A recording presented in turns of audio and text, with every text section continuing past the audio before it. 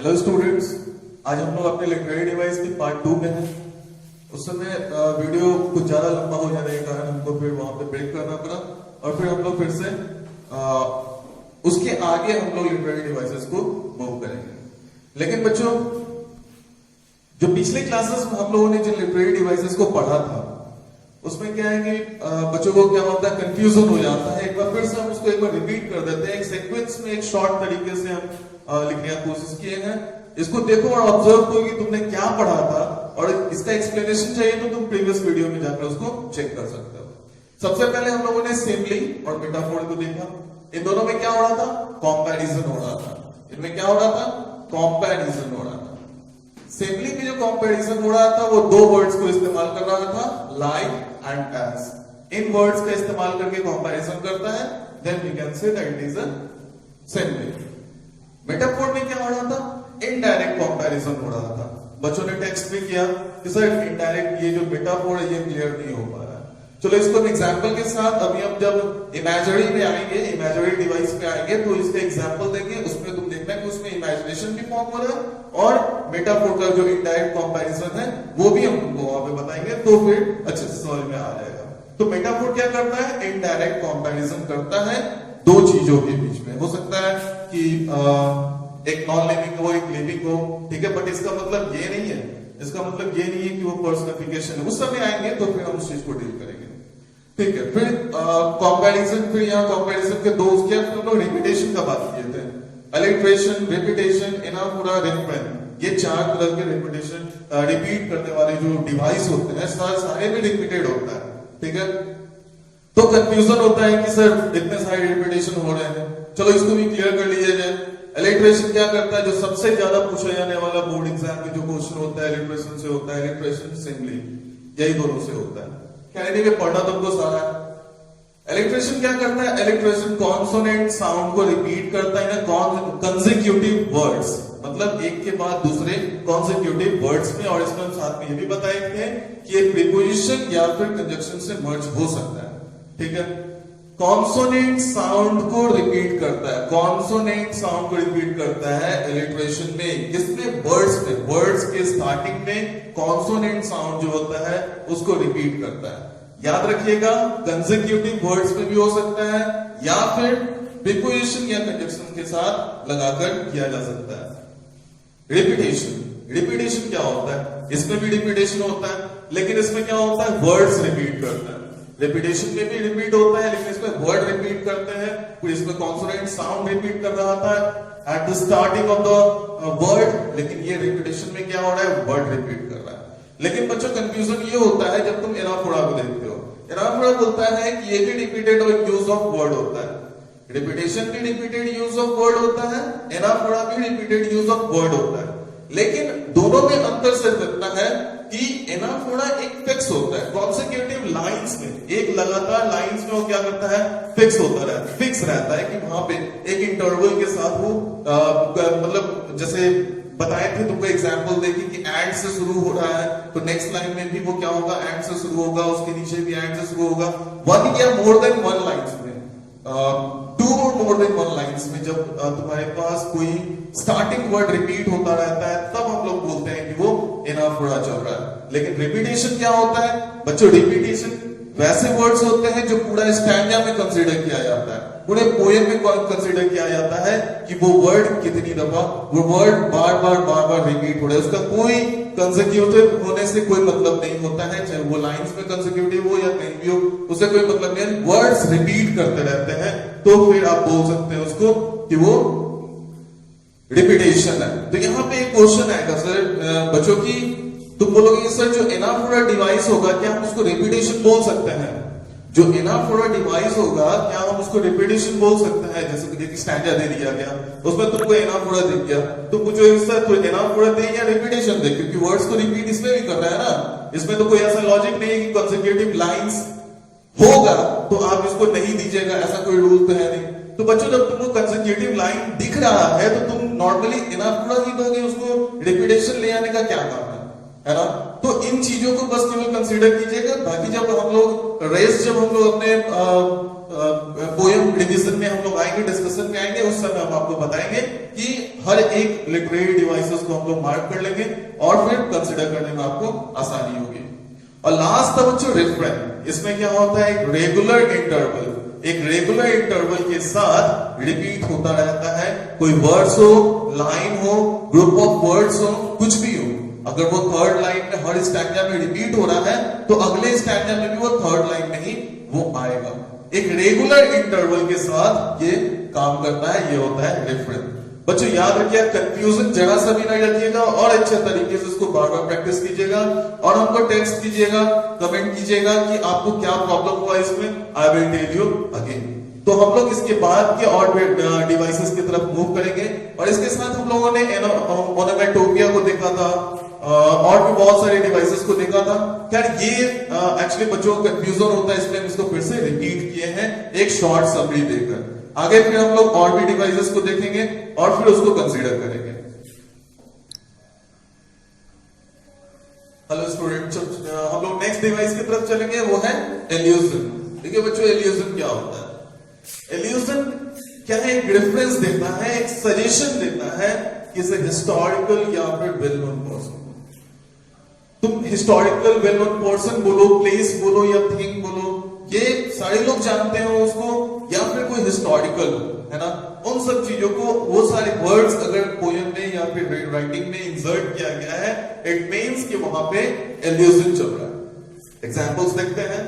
Nor Mars his sword, nor Mars quick pass shall burn। ये nor marble gilded, ये जो chapter था तुम्हारे 9th स्टैंडर्ड में, उससे एक लाइन मैंने लिया है।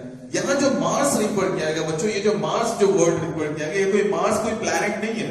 अगर प्लैनेट भी होता तो वो भी तो तुम्हारे पास प्लेस में आ जाता या फिर थिंग में आ जाता है ना, तो फिर तुम मार्स वैसे भी तुम्हारा सही है। बट ये लाइन में जो सजेस्ट किया जा रहा है ना, ये लाइन में तुम्हारे ग्रीक गॉड को सजेस्ट किया जा रहा है। ग्रीक के जो गॉड है, ग्रीक में जिनको भगवान माना जाता है, उनको यहाँ सजेस्ट किया जा रहा है। ठीक है, तो ये रिफर कर देना ना तुरंत वहां पे, तो बोले सर ये इनडायरेक्ट कंपैरिजन है तो इसको मेटाफोर डाल सकते हैं। नहीं, ये कंपेयर नहीं कर, कॉपी ये तो नाम है ना, तो कंपैरिजन यहाँ कहां हो रहा है? तो डायरेक्ट नाम दिया हुआ है ना, उसको रिफर किया गया है। जैसे नेक्स्ट एग्जांपल देखो, यहां देखो तुम्हारा, so tell the judgment that yourself arise. ये भी उसी का एक लाइन है। इसमें क्या किया गया?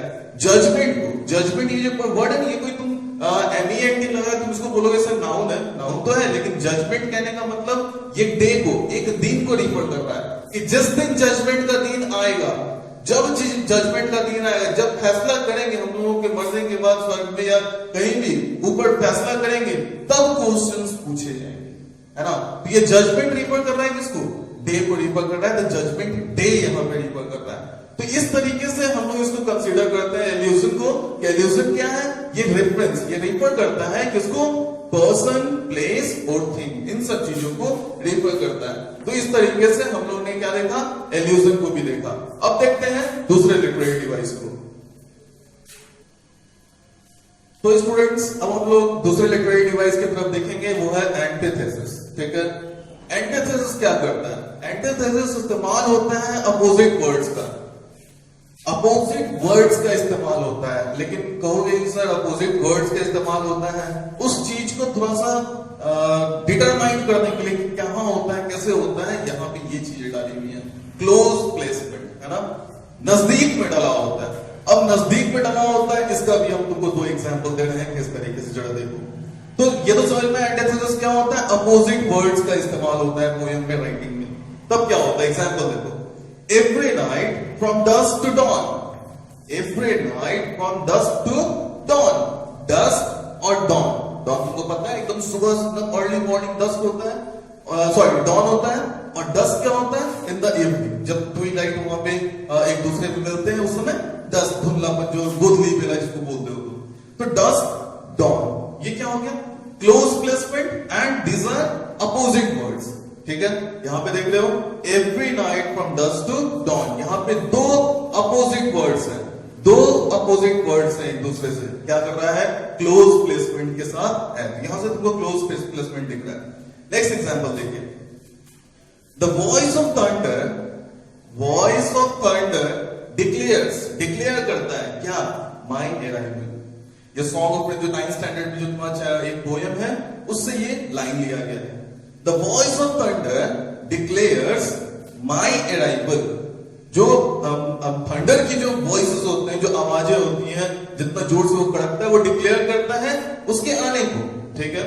अराइवल का अपोजिट क्या होता है? डिपार्चर। नहीं, देखो नेक्स्ट टाइम क्या बोल रहा है, the rainbow announces my departure. बारिश होने के बाद जो रेनबो आता है आसमान में, वो रेन के डिपार्चर को अनाउंस करता है कि अब बारिश खत्म हो चुकी है। नहीं, तो यहां देखो arrival, departure, two opposite words. अब देखो क्या बोले, क्लोज प्लेसमेंट। क्लोज प्लेसमेंट ऐसे भी है, क्लोज प्लेसमेंट ऐसे भी है। मतलब राइम चल रहा है, मतलब कहने का है कि एक के बाद कंसेक्यूटिव लाइन दूसरे में वो गिर गया, या फिर ऐसा हो इंजॉयमेंट। इंजॉयमेंट अभी हम इसके बाद पढ़ाएंगे। इंजॉयमेंट का इस्तेमाल किया गया है और एक ही लाइन में चल रहा है वो, और पता चला कि एक ही लाइन का वो चीजें हैं, तो वहां पे हमको अपोजिट वर्ड दिख गया। लेकिन ऐसा नहीं करना कि अगले एक वर्ड हमको मिला इस स्टैंडा में, एक वर्ड मिला, एक उसका अपोजिट वर्ड मिला हमको दूसरे स्टैंडा में। ये कभी नहीं, फारदर्स्ट नहीं हो सकता है। फार तो बहुत ज्यादा दूरी पे नहीं रह सकता। ये एकदम से तुमको नजदीक दिखेगा इस तरीके से, या फिर कंसेक्यूटिव लाइन में दिखेगा, ठीक है। इसको कभी भी बहुत फार मत लेकर चलना कि एक स्टैंडा एक वर्ड एक स्टैंडा में दिया है तो एक वर्ड दूसरे स्टैंडा में दिया है। तो इस तरीके से तुम लोगों ने समझा एंटीथेसिस। बच्चों ये बिल्कुल भी मुश्किल नहीं है। जब हम लोग क्लासेस लेंगे पोएम्स के, ये स्टोरीज के, तब हम लोग देखेंगे इन चीजों को। जब हम लोग डिस्कस करेंगे फिर से वहां पे हम देखेंगे तो ऑटोमेटिक सारा कुछ रिकॉल होना शुरू हो जाएगा, ठीक है। बस इसको आप समझिए कि क्या क्या डिवाइसेस हैं, और बस 8th में हो सकता है कि थोड़ा सा प्रॉब्लम होगी क्योंकि ये बिल्कुल ही नया चीज तुम लोगों को मिल रहा है, बट कोई नहीं, आदत हो जाएगा और इन सब चीजों से हम लोग रूबरू भी होंगे। तो अगला जो हम लोग चल रहा है लिटरेरी डिवाइस वो है इंजॉयमेंट, ठीक है। तो बच्चों हम लोग का जो अगला लिटरेरी डिवाइस है वो है इंजॉयमेंट, ठीक है। इस स्टैंडा में आपको बहुत कुछ देखने को मिल रहा है, इसलिए जरा आराम से। और वैसे इंजॉयमेंट तो बहुत इजी है, जरा देखते हैं। When a sentence continues into 2 or more lines in a poem, जब सेंटेंस कंटिन्यू करता रहता है दूसरे लाइन में या फिर तीसरे लाइन में, वो कंटिन्यू करता रहता है, तो फिर हम उसको क्या बोलते हैं इंजॉयमेंट। बच्चों ये तो ठीक है, तो कंटिन्यू करता रहता है। कोई भी सेंटेंस कंटिन्यू कैसे करता है तुमको पता होगा। सेंटेंस कंटिन्यू करता है, वो कॉमा यूज करता है, या बहुत सारे ऐसे पंक्चुएशन मार्क्स हैं जो कि वो अपने में इंसर्ट किए हुए रहता है। उसके बाद फिर अगर नहीं किया रहता है तो फिर हम बोलते हैं कि ये तो अच्छे से बना ही नहीं, ठीक, क्योंकि उसमें नहीं कॉमन होता है, नहीं सेमीकोलन होता है, नहीं बहुत सारे पंक्चुएशन मार्क्स। चलो देखते हैं क्या होता है, कैसे होता है। यहां देखो, Once upon a time a frog crowed। यहां देखिए ये लाइन कंटिन्यू हुआ, एक समय की बात है, फ्रॉग एक समय की बात है, फ्रॉग क्रो है ना, दूर कहीं पे बेंगल मॉल पे, ये जगह है प्लेस है। जरा देखो यहाँ पे ये जो सेंटेंस ये कैरी कर रहा है, यहाँ पे कोई यहाँ पे पंक्चुएशन मार्क नहीं है, कोई भी पंक्चुएशन मार्क नहीं है। अगर ये ब्रेक करता रहता है, यहाँ पे कॉमा होता है या कोई भी पंक्चुएशन में या सेमीकोलन होता, कोई तो पंक्चुएशन मार्क डालना था।